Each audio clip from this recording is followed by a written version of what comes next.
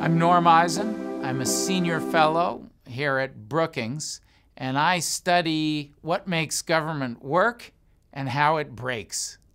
It's extremely unusual to be in the situation that we're in now, where the White House, fully a year plus into its functioning under a new president, still has dozens of individuals with interim security clearances. We've never seen anything like this.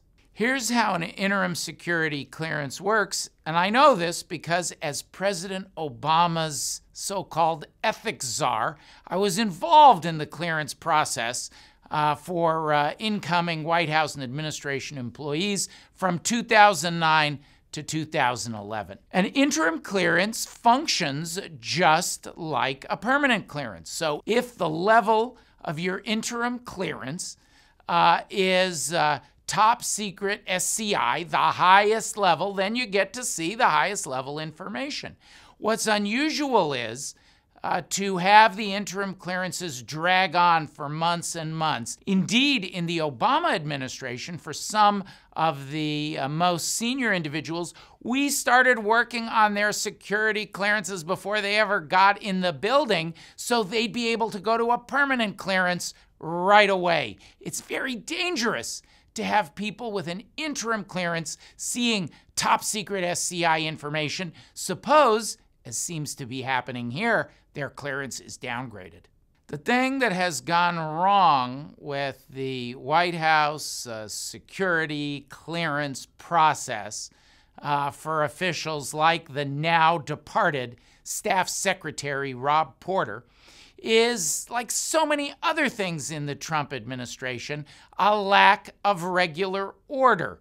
It seems, based on the conflicting and inconsistent statements that we're hearing from the White House, that the right hand didn't know what the left was doing. This is not a unique circumstance only when it comes to security clearance.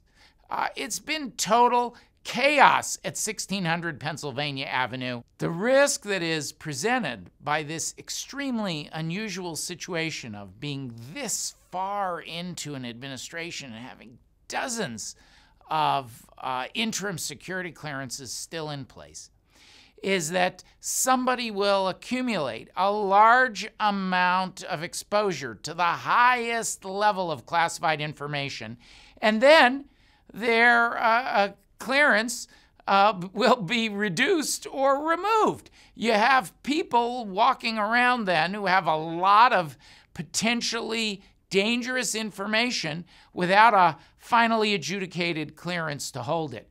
We can't run a country that way. The United States holds some of the most important secrets in the world, and we need to have a high degree of confidence that those secrets are going to be protected by people who have proper clearances. As is so often the case with the Trump administration, the White House didn't get around to doing the right thing until the bad news hit the papers.